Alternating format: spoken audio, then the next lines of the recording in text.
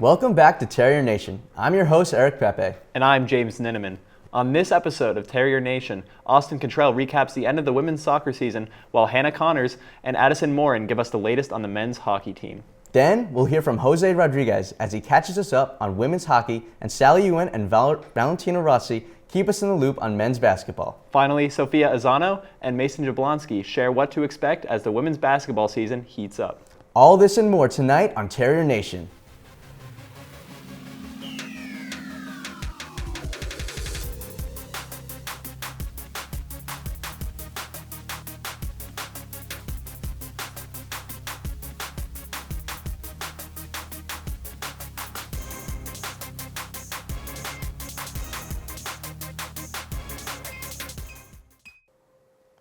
Thanks, Eric and James. The Boston University women's soccer team just ended off their season after a 4-1 loss in the NCAA tournament to the number 21 ranked Texas Longhorns. The Terriers ended their 2024 season as Patriot League champions after 2 straight wins against Army to end off their regular season and win the conference semifinal. They then went off to face Bucknell after a 1-1 score at the end of regulation. The Terriers were able to cap off Patriot League play after a penalty shootout thanks to junior midfielder Gianna Savella. As for the game against the Longhorns, senior forward Morgan Fagan was able to score a goal for the Terriers with the help of grad student midfielder Lily Matthews and sophomore Samantha Aronson. This put the Terriers up to a 1-0 lead until Texas scored around 30 minutes in. This was the first time in 8 years that a Terrier scored a goal in the NCAA tournament, so all praise goes to Fagan for breaking that streak. The senior speedster finished off her career with 16 goals and 41 points, placing her inside the top 20 all-time for Terrier goals and point totals. The Terriers finished off their season with 6 wins, 4 of which came from Patriot League opponents, building up their momentum towards the end of the regular season. So I would personally say there's a lot to look forward to next year. Now let's throw it over to Hannah and Addison with men's ice hockey. Thanks, Austin. The Boston University men's ice hockey team has hit a rough patch this season. After starting off with 4 straight wins against Holy Cross, Union, UConn, and Harvard, the second half of the season so far has not looked so good for the team. Exactly right, Hannah. The downhill streak started nearly a month ago, all the way out in Grand Forks, North Dakota. The team took their first loss 7-2 against the Fighting Hawks in the first game of the weekend series. During the opening matchup, 5 of the 7 goals scored by North Dakota were netted within the first half of the first period.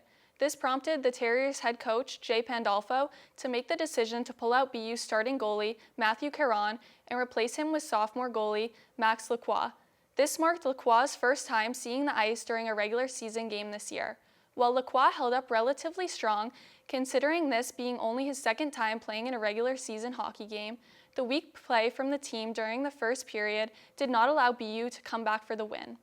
The second game at North Dakota was a slightly different narrative for the Terriers, with relatively neck-and-neck play between the two teams throughout much of the second game in the series.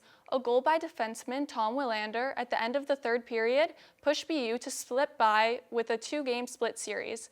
This split series pattern is something the Terriers have seen much of throughout the season. Hannah, can you tell us more about that? Yeah, Addison. Since their weekend split against the Fighting Hawks, the Terriers have split 2 of the 3 series they have played since, as well as losing both games against Michigan the weekend following their trips to Grand Forks. In my opinion, this pattern is coming from a lack of discipline from BU.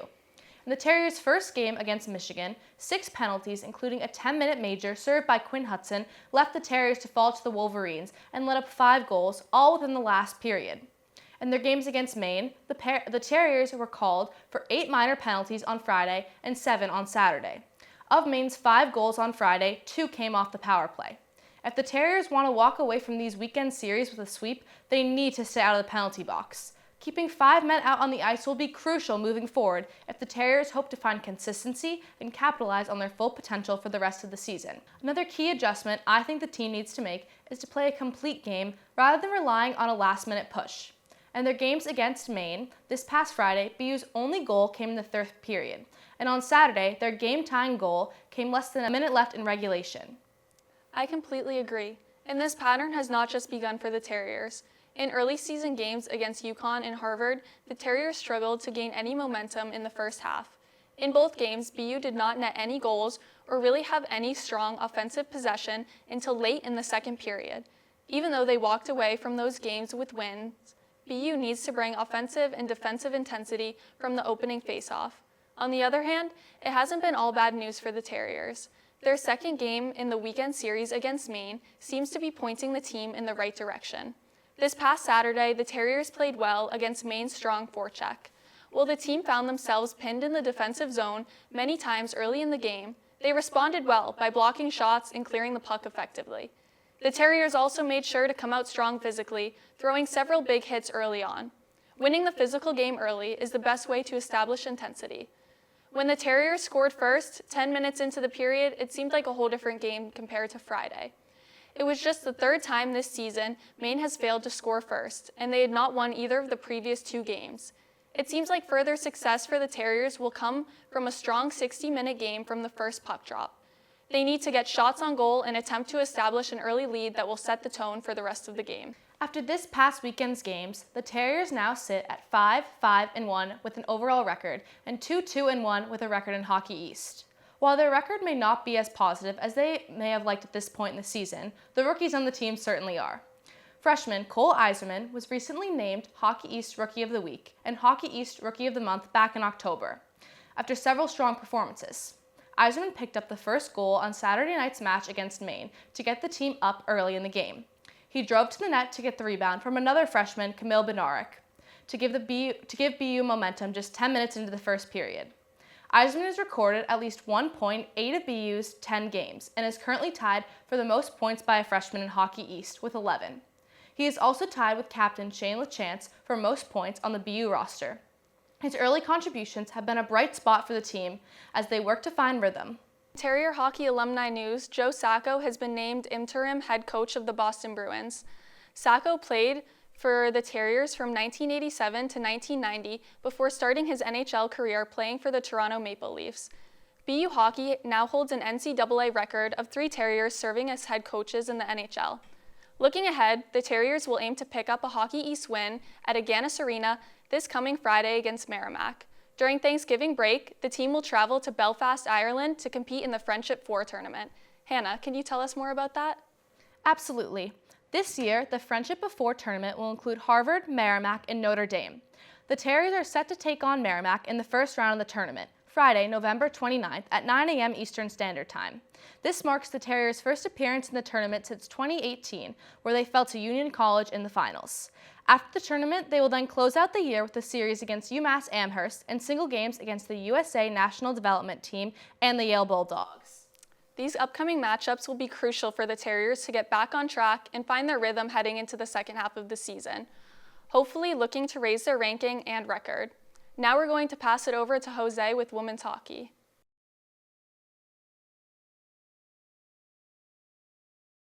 Thanks, Hannah and Addison. The number 13-14 ranked women's ice hockey currently holds a 10-4-1 record overall, with a notable 8-2-1 in conference play.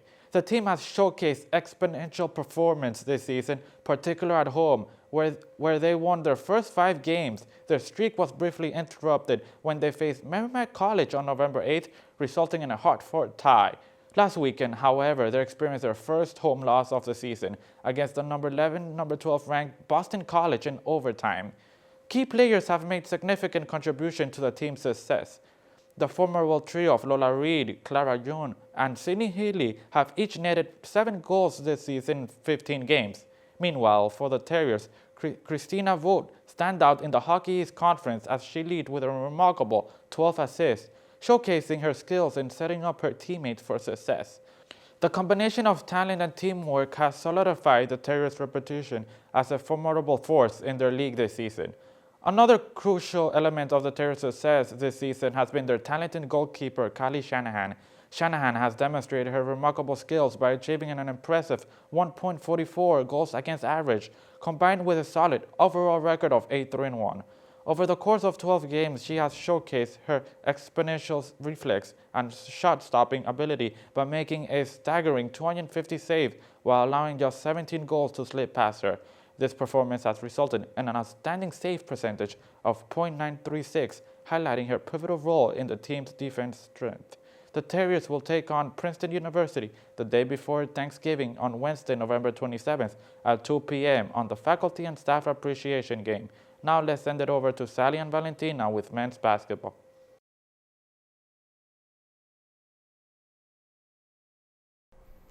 Thank you so much, Jose. Switching gears, let's talk about the BU men's basketball team.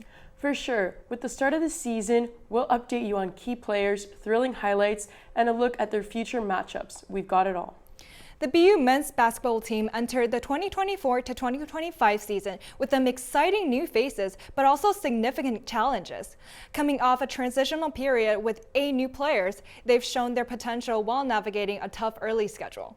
That's right. It's been a mixed bag so far. The Terriers started with the season with a challenging lineup. While they've had a few setbacks, there were many standout moments during the games. During the season's highlight so far, the game against the Dartmouth Big Green, senior guard Miles Brewster played the defensive role and forward Malcolm Chemezi dominated the paint. The star of the game, sophomore guard Kyron Alexander, was selected for the 2024 Patriot League All-Rookie team. Alexander finishes with a season-high 21 points with 9 rebounds, making him the absolute MVP of the game. The Terriers' 78-50 victory against Dartmouth was a true showcase of their capabilities. Absolutely. In the other game against the Wagner Seahawks, where the Terriers played hard but lost 60-58. In the final 0.6 seconds, Terriers threw the ball from the backcourt, but unfortunately went out of bounds without touching it. The Seahawks made a quick inbound from baseline, while RJ Green completed a buzzer beater. Even though that was a heartbreaking loss, it won't affect the Terriers' resilience and determination. Freshman guard Jared Jones also deserves a shout-out. Despite being new to the squad, he has shown potential and could become the vital scoring option as the season goes on. Looking at the bigger picture, the team is still finding its rhythm. With a turnover of the roster, chemistry will take time. Head coach Joe Jones pointed out the importance of focusing on defense and players' ability to execute in the clutch. For sure, that focus was evident in their second half rally against Dartmouth.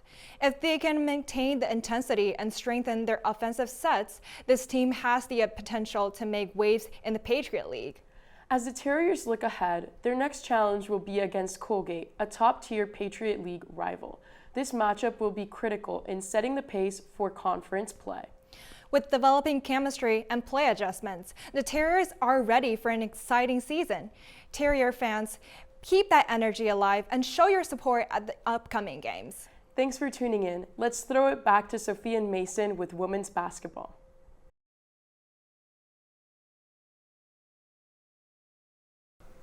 Thanks, Sally and Valentina. The Boston University women's basketball team have dribbled their way through the start of their 2024-2025 season.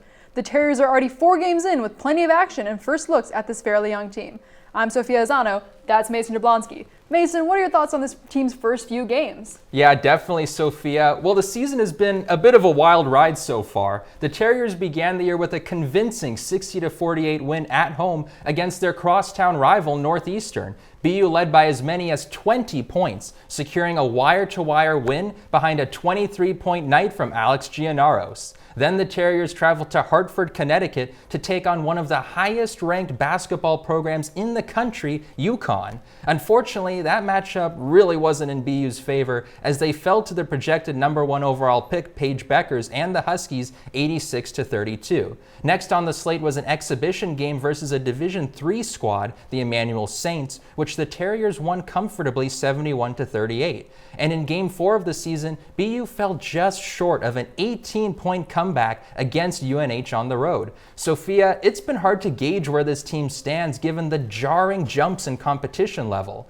But we've seen plenty of resilience from the Terriers so far, especially in their massive bounce back against Emmanuel and when they clawed all the way back to tie up that game against UNH. Sophia, what did you see in that nail-biter versus the Wildcats? Yeah, the Terriers have definitely had a roller coaster of a schedule thus far. Despite their loss to UNH, like you mentioned, there were definitely some good moments throughout it. Team veteran Alex Giannaros became the 27th Terrier to tally over 1,000 points to her name. She did it in typical Giannaros fashion with a cool, calm, and collected triple to push her from 999 points to 1,002. Aside from the career milestone, the Terriers almost completed an 18-point comeback in the third after they went on a 16-2 run to open the third quarter and eventually even the score at 41-41. Ultimately, the Terriers were unable to put together a lead in the end and fell 69-60. Yes, this last game was highlighted by senior Giannaros' milestone, but we can't overshadow the underclassmen on this squad, all 12 of them. You're absolutely right, Sophia. The squad has a bevy of underclassmen talent that has already made their presence felt this season. The roster boasts a dozen underclassmen and just 4 upperclassmen, with a host of newcomers and returning second-year players eager to make their mark. One Terrier who's off to a strong start in her sophomore campaign is guard Ava Gormley. Gormley is BU's second leading scorer, averaging 9 points per game. But it's her passing and her tenacity on the glass that has really stood out so far. She is second on the team with 4.3 rebounds per game, only behind the 6'3" Allison Schwartner. Gormley also leads the Terriers with 11 dimes on the year. And speaking of Schwartner, the freshman forward is starting to find her groove, grabbing 5 rebounds a game with a team-high 7 steals this season. In her third official start for BU, Schwartner posted 7 points and 4 rebounds against UNH and was a force on the defensive end once again with 3 pickpockets. We'll be watching how all the team's underclassmen rise to the occasion as the season progresses. 12 underclassmen isn't enough for the squad yet, Mason. The Terriers announced their first class of 2029 signing this past week. 6'2" forward Kate Allard out of Bedford High School in New Hampshire is the latest addition to this Terrier squad. I'm excited to see how she will shape up at the roof because she is known for being both an offensive and defensive menace in the paint. Now, shifting back to the Terriers' upcoming schedule, BU will have a tough encounter with America East foe, the University of Maine. The Terriers and the Black Bears have had several encounters in the past. At one point, BU was on a 12-game winning streak that lasted from 2008 until their most recent matchup exactly 3 years ago when they fell in a close 57-59 contest.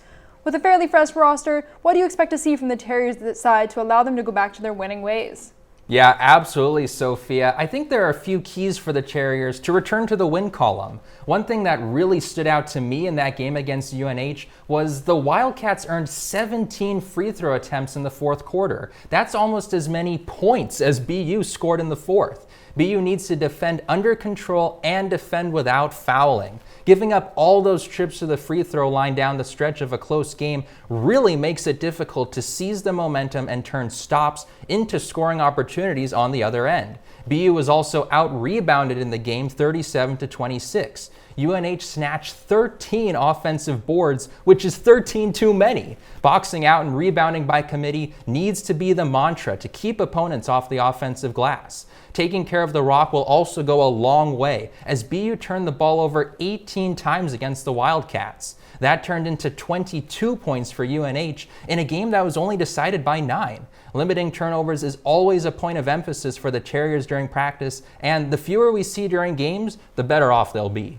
Agreed, Mason. The fouling has been out of control from these Terriers. Head coach Melissa Graves has to string together some tactics that will allow her team to be aggressive while also keeping their composure on the court. They had 2 key players in Giannaros and sophomore Audrey Erickson that fouled out in the game-defining fourth quarter, but that really isn't a great look. But with all of this being said, we are only 4 games in this season and have plenty more to go until the start of Patriot League conference play that'll tip off in the new year.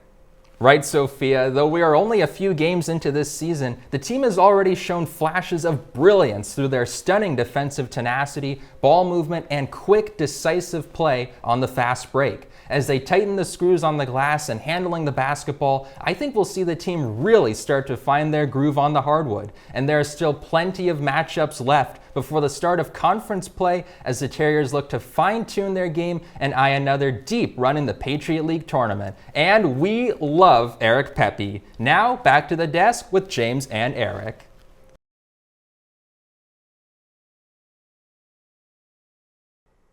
Thanks, Sophia and Mason. And that's all we have time for tonight on Terrier Nation. Be sure to follow us on Instagram and X for the latest Terrier sports updates at Terrier Nation 10. I'm Eric Pepe. And I'm James Ninneman. And before we finish off here tonight, I would like to give a tribute to the man, the myth, the legend, Mr. Pepe himself, even though that's not how you pronounce his last name. Mr. Eric, the legend, a true Terrier Nation icon. And we will miss you, my good sir. It has been so real. And put her there. Thank you. We love you here. Love you guys too. Thank you. Shout out Eric. Thank you for joining us, and we will see you next time.